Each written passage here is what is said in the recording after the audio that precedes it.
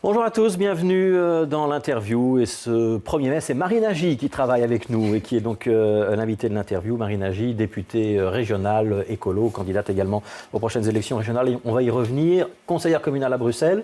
Ma première question va donc concerner la ville de Bruxelles. Est-ce qu'on a un problème avec la police à Bruxelles, un problème de violence ou de dérapage à répétition ? Oui, nous l'avons à Écolo dénoncé depuis 6 années. Il y a un problème connu de tout le monde dans la manière de fonctionner de la police de Bruxelles. Il y a des témoignages qui vont dans ce sens-là et je pense qu'il est temps, il est plus que temps qu'il y ait un plan de lutte contre cette problématique. Et aujourd'hui, on se retrouve devant des faits très graves.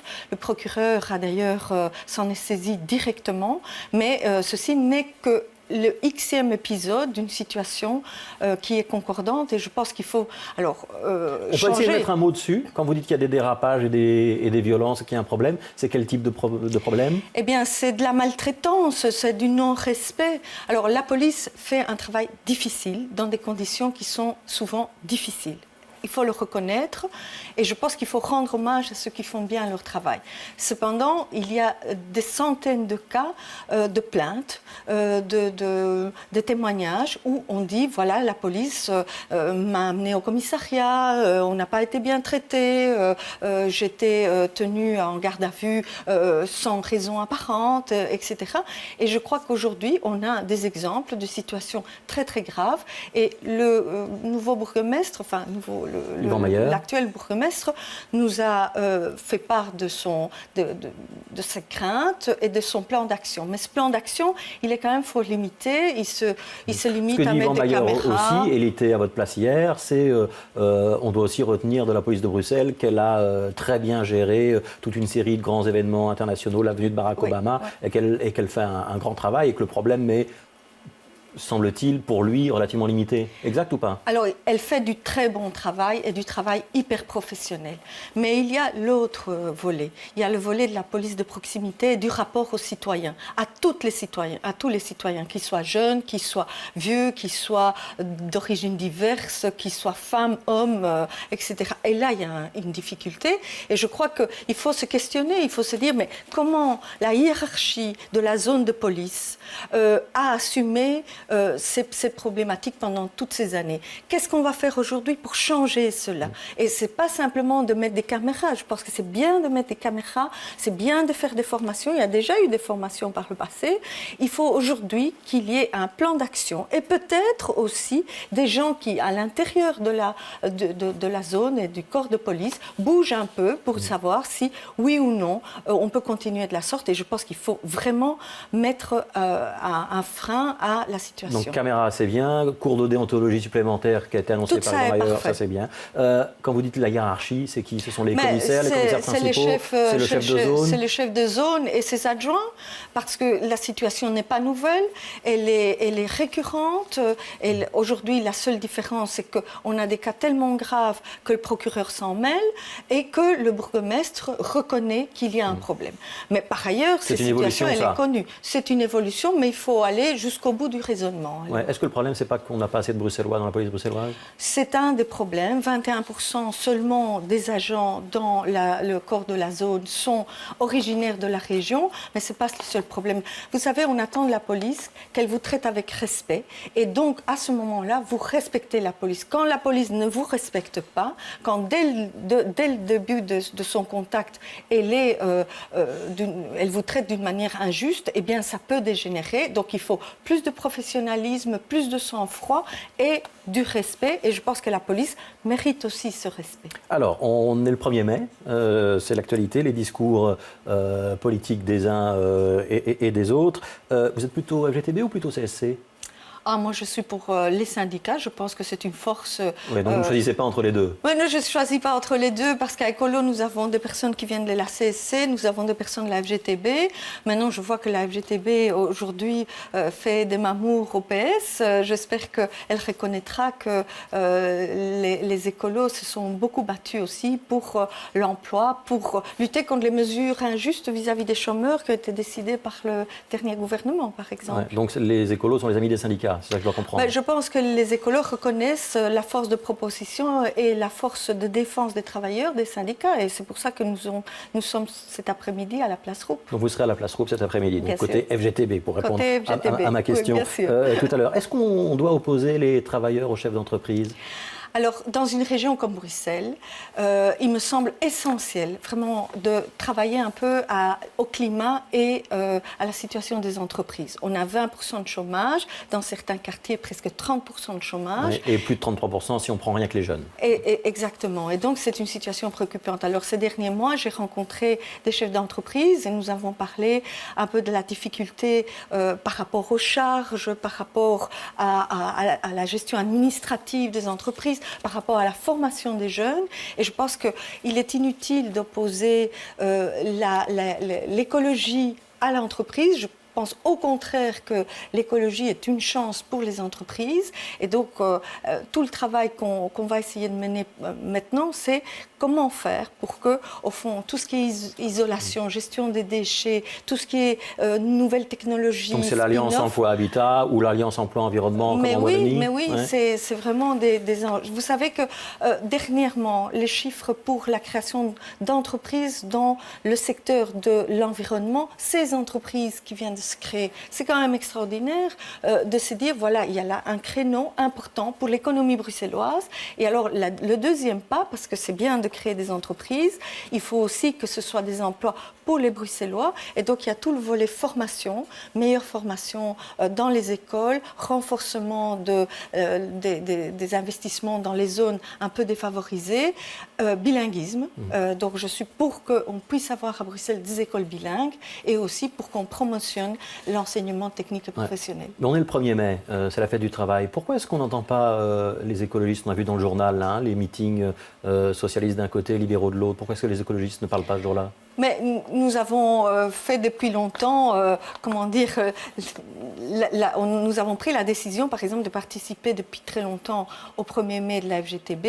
Nous avons à un moment donné dénoncé toutes les mesures sur le statut des chômeurs, le statut des artistes, etc. Mais ce n'est pas notre jour en particulier. Ce n'est pas le jour de fête des écolos. Ouais.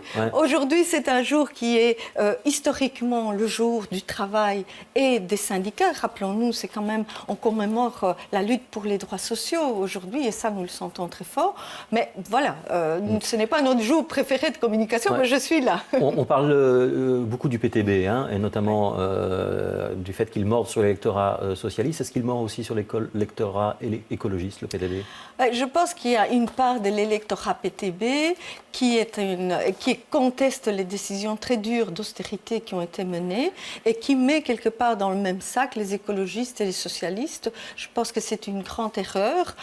Donc il y aura probablement du côté d'un certain électorat contestataire et écolo un vote PTB. Je pense qu'il faut rappeler que le PTB est un parti productiviste, qui est un parti qui aujourd'hui fait des propositions, par exemple, de créer 50 000 logements sociaux à Bruxelles. Mais c'est infaisable.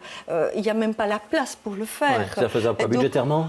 Budgétairement et même spatialement. Et nous défendons aussi le fait que la ville doit être un lieu où tout le monde peut trouver du logement accessible, bien sûr, mais vous pouvez aussi être propriétaire, vous pouvez aussi avoir accès à un prêt du fonds du logement.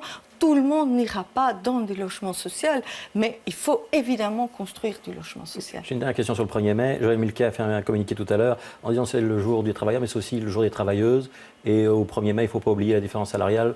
Marina-J va être d'accord avec Joël Milquet? Bien sûr, et je propose même de soutenir la création d'un ministère des droits de la femme, des droits des femmes, parce que la situation sur le marché du travail, dans la formation et au niveau des allocations des femmes est très défavorable. Donc, il faut prendre ça à bras le corps. Au niveau du fédéral ou au niveau de la région bruxelloise? Au niveau du fédéral, oui. Quelque chose qui parle particulièrement aux femmes. Alors, je voudrais m'intéresser à ce que vous développez sur votre site de campagne.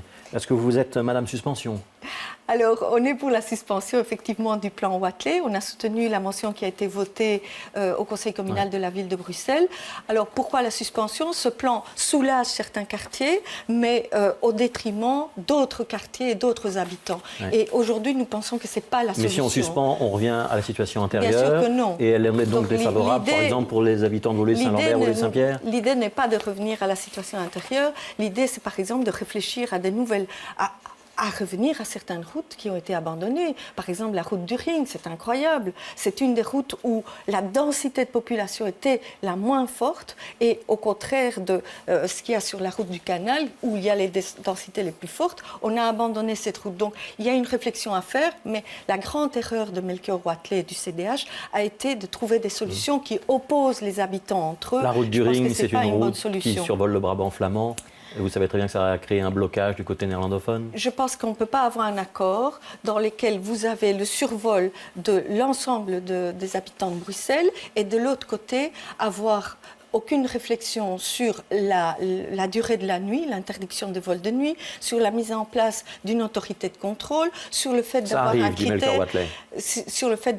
un critère de densité qui est appliqué, sur le fait de réduire le nombre de mouvements autorisés par an. Donc je crois que c'est cette erreur-là. Vous êtes en train de nous dire que les francophones se sont fait avoir au gouvernement fédéral. Je pense que Melchior Watley s'est fait avoir puisqu'il a mis en place un des volets des propositions et des accords que les partis sans écolo ont pris, sans qu'il y ait des éléments qui étaient peut-être plus régulateurs. Allez, honnêtement, on suspend le plan Watley aujourd'hui, on revient à la situation antérieure, elle est défavorable pour l'Est de Bruxelles. Je ne pense pas qu'il faille revenir à la situation antérieure, ça c'est très très clair.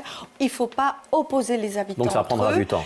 Ça prendra du temps, bien sûr, mais ça ne doit pas traîner et on ne doit pas faire croire aux Bruxellois qu'on trouvera une solution sans que les habitants se mettent d'accord entre eux. Alors, il nous reste une minute. Vous êtes pour la suspension du plan Watley, vous êtes également pour la suspension du plan Else-Amp, ou en tout cas de quoi? C'est du piétonnier que vous ne voulez pas, ou c'est de l'organisation, la circulation autour du piétonnier? Le piétonnier, c'est très bien, mais il y a une option qui a été prise. On parle de Bruxelles-Ville. Oui, Bruxelles-Ville. Donc c'est la mise en piétonnier de la place le grand de projet Broquet de la majorité annoncé par Yvan Mayer, etc. Ouais. Donc on a dit bravo, les villes européennes vont dans ce sens.